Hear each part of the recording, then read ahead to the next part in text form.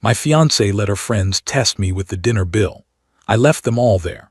I'm 34, a supply chain manager in Portland.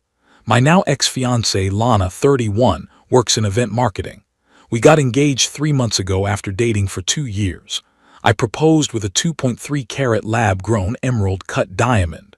Cost me $15,200. I chose lab-grown because I liked the idea of getting better quality for the price without the ethical concerns. Lana loved it, posted it everywhere, and I was genuinely happy she was happy, though I remember her showing it to Sienna the day after I proposed. Sienna turned it over in her hands, checking the setting, and asked, "Is it real?" When Lana said it was lab-grown, Sienna's smile got tight. "Oh, well, it's still pretty." Like she just found out it was cubic zirconia or something. I should have paid attention to that moment. But I was too happy to notice the warning signs. Here's the thing, though. Lana has this friend group, Sienna 31, Tori 30, and Maya 29. They're all from money, and they have this weird obsession with testing their partners. Not like loyalty tests or anything normal. Financial tests. They genuinely believe that a man's love can be measured by what he's willing to spend. I've overheard enough of their conversations to know the drill. Sienna once made her boyfriend prove his commitment by buying her a $4,000 bag spontaneously. When he hesitated, she broke up with him on the spot. Tori dumped a guy because he suggested splitting a vacation to Europe. She said if he really loved her, he'd want to treat her. Maya judges restaurants by whether her date hesitates when ordering, and she's been known to order the most expensive thing on the menu just to see if the guy flinches. The first time I met them, about 6 months into dating Lana, they spent the entire brunch asking me questions about my salary, my car, my apartment. It felt like a job interview, except the job was boyfriend who's rich enough for their standards. And Lana, I thought she was different. She laughed at their stories but always told me she didn't care about that stuff. She said she loved that I was practical and thoughtful.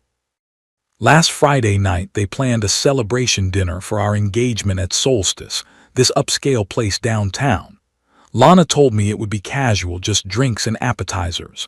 I figured maybe $200 total if we all chipped in. I showed up at 7:30. The vibe was off immediately. They'd already ordered 2 bottles of wine, oysters, lobster rolls, cocktails I'd never heard of. Every time I tried to get Lana's attention, Sienna would pull her into another conversation. It felt orchestrated. By 9 p.m., I'd had 1 whiskey. They'd had 3 courses and were ordering dessert. The whole time I kept thinking about how this wasn't what Lana described, but I didn't want to make a scene, so I just sat there. Then the server brought the bill, $860. Sienna grabbed it, glanced at it, then slid it across the table to me with a smile. "Let's see if he's the real deal." I looked at Lana, waiting for her to say something. She tilted her head and said, "Well, show them what kind of man I'm marrying." The table went quiet. Everyone was watching. That's when something in me just clicked. This wasn't about the money. It was about respect. It was about her letting her friends treat me like a trained SEAL. I stood up, pulled a 20 out of my wallet and put it on the table. "That covers my drink," I said. I walked to the bar, settled my tab with the bartender separately, and left. Didn't look back. Didn't explain. Just walked out to my car and drove home. As I sat in my car in the parking lot, the whole thing crystallized in my mind. My fiancée had just let her friends test me with a dinner bill, and I'd left them all there. The absurdity of it would have been funny if it didn't hurt so much. The next thing I did, I logged into my bank account and froze the supplementary card I'd given her 6 months ago. She'd had it for emergencies and the occasional grocery run. Then I sent her one text. "I don't fit into a relationship where I'm tested instead of trusted. This is over. I'll be by Wednesday to get the rest of my things." My phone started going insane about 25 minutes later. Voicemails, texts, everything from Lana. The first one I listened to, her voice was shaking. "Adrian, what the hell? My card got declined. They won't let us leave. You need to come back. I'll talk to the girls, okay? Just come back." I didn't respond. I went to our shared apartment, packed my essentials, grabbed all my important documents, and took the GIA certificate for the ring. Then I went to my brother Elliot's place. The texts kept coming. By midnight, they'd gone from panic to anger. "How could you embarrass me like this? You're so selfish. We're supposed to be a team." Not once did she apologize for setting me up. By the next morning, she had switched up her tactic completely. "If you're going to end things like this, fine, but I'm keeping the ring. Consider it payment for the emotional damage you caused." That message was a mistake on her part, because that's not how engagement rings work legally. I called the jewelry insurance company, opened a claim for a missing ring, and CC'd my documentation. Then I contacted a lawyer friend who told me exactly what I suspected. In Oregon, engagement rings are conditional gifts. If the engagement ends, they go back to the giver. Her text message saying "keep it as payment" was essentially admitting she was withholding my property. So I sent her one more message. "You have until Tuesday at 5 p.m. to return the ring." After that, I'm filing a police report for stolen property and pursuing it with the insurance company. Your choice. She called me 17 times that day. I didn't answer.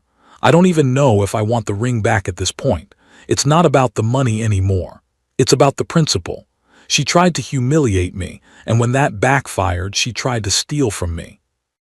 I just keep thinking about how I almost married someone who thought love was a pop quiz you could fail. The signs were all there, I was just freaking blind. Update 1 3 days later. I honestly wasn't planning to post again, but enough people asked for an update, and honestly, writing this stuff out has been therapeutic. Also, what happened next was a lot.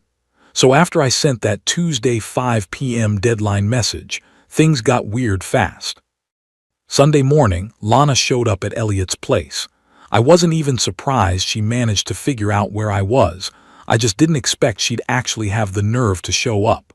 My brother answered the door, took one look at her and said, "He doesn't want to talk to you," before I even made it downstairs.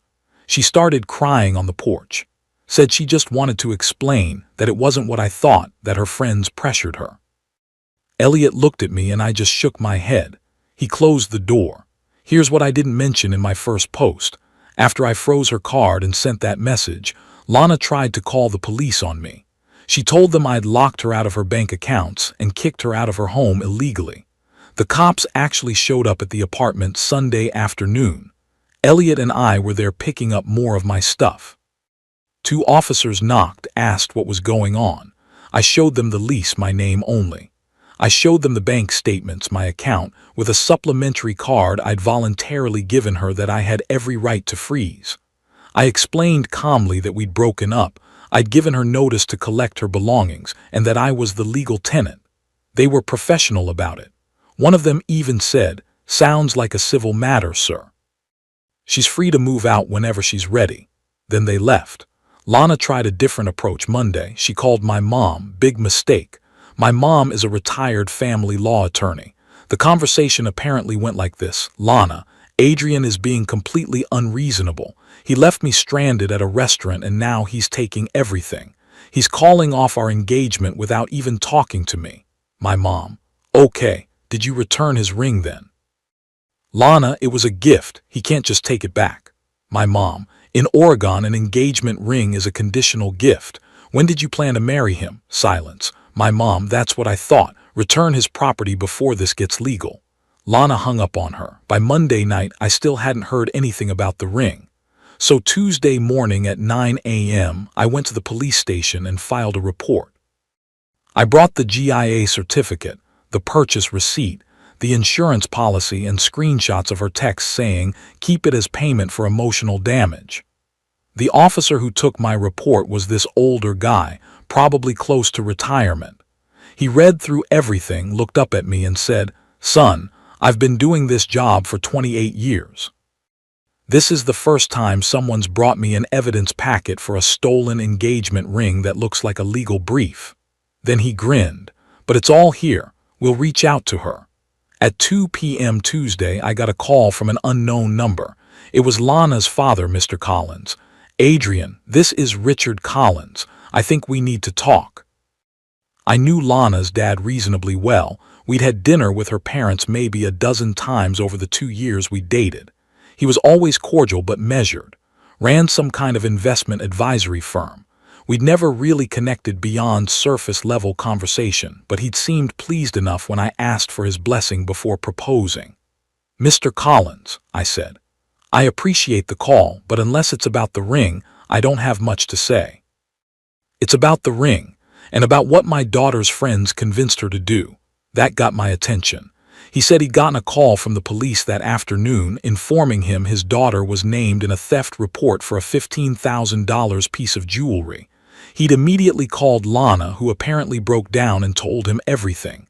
The dinner, the test, the declined credit card, my response, all of it. "I'm not here to excuse her behavior," he said. "What she did was wrong, but I'm asking you as someone who clearly thinks things through to give me until 5 p.m. to sort this out. I'll make sure you get the ring back. With all due respect, Mr. Collins, I already had your daughter 3 days. She didn't use it. I understand, but she's my daughter, and I'm only asking for 1 hour. Something in his voice made me believe him. Maybe it was the exhaustion. Maybe it was the fact that he called her behavior wrong without any qualifiers. I don't know. 5 p.m. then, I said. Not a minute later, or the insurance company gets involved and this becomes a much bigger problem. Understood. At 5:02 p.m. I got a text from him. "I'm in your building lobby." I went downstairs. Mr. Collins was standing there in a suit, looking like he'd aged 5 years in 1 day. In his hand was the ring box. Behind him, visible through the glass doors, Lana was sitting in his car, crying. He handed me the box. "I'm sorry this happened. For what it's worth, I raised her better than this." I opened the box. The ring was there. "Mr. Collins, I appreciate you doing this, but I need to know, did she pawn it? How can I know this is even the same ring?" He looked me dead in the eye. "She pawned it Saturday morning for $3,200. I paid $3,600 to get it out today, plus late fees. The pawn shop verified the GIA cert. It's yours." I didn't know what to say to that. He'd laid out his adult daughter's mess, literally and figuratively. "Thank you," I finally said. He nodded, turned to leave, then stopped. "Adrian, my daughter made her choices, but those girls she spends time with, they've been poisoning her head for a year. Sienna especially. I've watched it happen." He shook his head. "I hope one day she figures out what she lost because she chose to surround herself with toxic people." Then he walked out. I stood there in the lobby for a while, just holding that box. Through the glass, I could see Lana get out of the car. She started walking toward the building, but her dad stopped her, said something, and she got back in. They drove away. I went back upstairs, called the police station, and told them the property had been returned. Then I called the insurance company and withdrew the claim. The ring is sitting in my safe now. I don't know what I'm going to do with it. Sell it, probably, but not yet. Update 2 okay, so this is probably going to be my last update unless something absolutely insane happens. I've gotten a lot of messages asking how I'm doing and what happened after I got the ring back. So here's what happened. First, the practical stuff. Wednesday morning, I texted Lana a 4-hour window when she could come get her things from the apartment. I told her I'd have my brother and his friend there as witnesses, and that she needed to bring someone too. No one-on-one conversations. She showed up at 11 a.m. with Tori. Not her parents, not a neutral friend. Tori. That told me everything I needed to know about where her head was still at. Elliot and his buddy Marcus were there.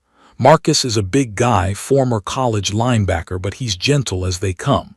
His job was basically to exist in the space so nobody could claim anything happened that didn't happen. Lana looked rough. I'm not going to lie about that. Sweatpants, hair in a messy bun, no makeup. The Lana I knew would never have been seen in public like that. It didn't feel good to see. But I also didn't feel guilty, if that makes sense. She'd made choices. Consequences followed. She'd packed her stuff into bins beforehand, actually. I'd packed them up over the weekend and left them in the living room. Clothes, toiletries, books, that pottery stuff she was always working on. I'd been methodical about it. Didn't throw anything away, didn't damage anything. Just boxed it all up neatly with labels on each bin. As they were loading boxes, I noticed Tori kept whispering to Lana. At one point, Tori shot me a look and muttered something under her breath. Elliot heard it too. "You have something to say?" Elliot asked, stepping forward. Tori crossed her arms. I just think this whole thing is ridiculous. It was one dinner." Marcus, who'd been silent up until then, let out this low chuckle. "Lady, if you think the problem was the dinner, you're part of the problem." "Oh, right, you are." Torai's face went red. She grabbed another box and didn't say another word. Lana didn't say anything, just kept giving me these looks, like she wanted to say something but couldn't figure out what. At one point, she picked up a photo frame, a picture of us from a weekend trip to Cannon Beach last summer. She stared at it for a long moment, then put it face down in a box. Torai was doing the same thing, kept giving me these looks like I was the villain in this story. Seriously, what is it with girls and dramatic looks? At one point, she opened her mouth again like she physically could not stop herself from saying something, but Elliot cut her off. "We're here to move boxes, not have conversations." The whole thing took 90 minutes. Lana didn't say a word to me the entire time. When they were loading the last box into her car, she finally turned around and looked at me. Her eyes were red. "I really did love you," she said, so quietly it barely qualified as sound. "I thought about that for a second. Maybe you did, but you loved your friend's approval more." She didn't argue. She got in her car and left. Now for the part people really seem curious about: what happened to everyone else? I found out through a mutual friend, someone who works with Lana but who's always been decent to me, that things have been falling apart in that friend group pretty spectacularly. Sienna, the ringleader, got cut off by her father. Turns out he's some big deal in commercial real estate, and he'd been bankrolling a luxury lifestyle consulting business she was trying to launch. When he found out about the restaurant stunt, and yeah, word got around, he pulled all his funding. Apparently, he told her that he didn't raise her to treat people like ATMs, and that if she wanted to live like a princess, she could fund it herself. Here's the kicker. The friend who told me all this said Sienna had already signed a lease on office space and hired 2 employees. When her dad pulled funding, she couldn't make payroll. Had to let them go, break the lease, and move back in with her parents at 31. Her Instagram, which used to be all luxury handbags and champagne brunches, has been radio silent for 2 weeks. Her business folded before it even really started. Torai and Maya have been distancing themselves from Lana, not out of loyalty or principle, just pure self-preservation. The irony is, they were both neck-deep in setting up that so-called relationship test in the first place. Now they're suddenly worried about being associated with someone who's got a reputation for it. In their social circles, that kind of thing apparently doesn't play well, makes them look bad by proximity. The mutual friend told me Lana's been telling people I overreacted, and that it was just supposed to be a joke. That her friends were just trying to see if I was really in it for her. I've been doing okay. Better than okay, actually. I'm staying at Elliot's for another month while I look for a new place, something smaller just for me. I don't want to go back to my old place. Too much memories, and it's too big for one person anyway. I've been hitting the gym more, reconnecting with friends I'd sort of drifted from during the relationship. I took the ring to a jeweler yesterday, got it appraised for resale. He offered me $8,000 for it. I thought about it for maybe 10 seconds and accepted. The jeweler was this older guy, must have been in the business 40 years. As he was writing up the paperwork, he looked at me and said, "Engagement ring?" I nodded. He just said, "Better to learn now than later, son." Didn't ask for details. Didn't need to. I asked him what happens to rings like this. He said most get reset, the stones pulled out and put into new settings for other couples. "That stone will make someone else happy someday," he said. Walking out of that shop with a check in my pocket felt like closing a door. $8,000 for a lesson about values, boundaries, and who someone really is when their friends are watching. Honestly, that's a bargain. Final update. I wasn't going to post again, but some stuff happened that I think brings everything full circle. First, the practical update. I found a new apartment. 1 bedroom in southeast Portland, right near Hawthorne.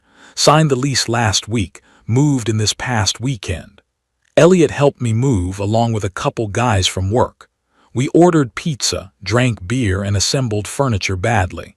It was exactly what I needed. The $8,000 from selling the ring went into a down payment fund.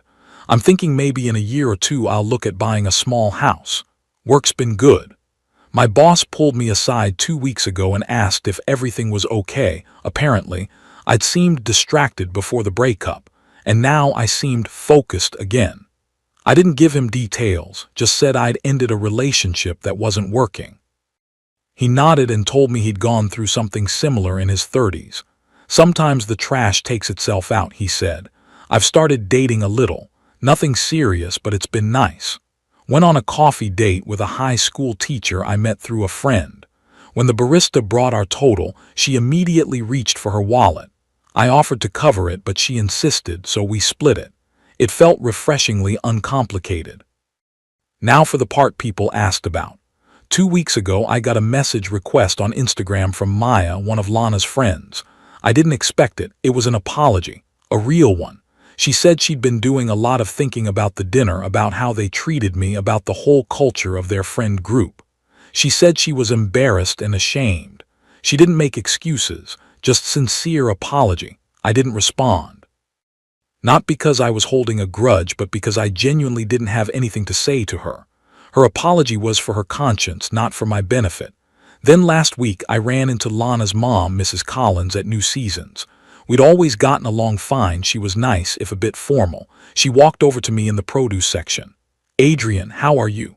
"I'm good, Mrs. Collins. How are you?" "Managing." She paused, then sighed. "Richard told me what you did, how you handled everything. I want you to know I think you were more than fair. You could have been vindictive. You weren't." "I didn't want to be vindictive. I just wanted to be done." She nodded, then hesitated like she wanted to say more. "Lana's struggling. She lost her JB, missed 3 days without calling in after everything happened. Her company doesn't tolerate that." She shook her head. "And she's living with us now. At 31. Richard has her on a payment plan for that money he spent getting your ring back." I didn't know what to say, so I just listened. Mrs. Collins blamed Sienna, Tori, and Maya.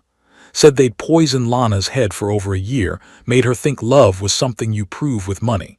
Before she left, she touched my arm and said she hoped I'd find someone who values me properly. Someone who doesn't need her friends' approval to know what she has. She walked away before I could respond. I stood there holding a bag of apples, feeling this strange mix of sadness and relief. I've gotten messages asking if I'd ever take her back if she apologized. The answer is no. Not because I hate her, but because I know now what I'm worth and what kind of partner I want. I want someone who doesn't need to test me to trust me. I want someone whose friends lift us up instead of turning our relationship into a spectator sport. I hope Lana figures out who she is when those voices aren't in her head. But that's not my job anymore. I'm doing well. I've got a new place, good people around me. I've started running in the mornings again, something I used to do before we got serious. Elliot told me last week that I seem lighter. He's right, I am. That restaurant bill was the best $20 I ever spent. Thanks to everyone who offered support. To anyone out there feeling constantly evaluated instead of loved, trust your gut. Life's too short to be someone's exam.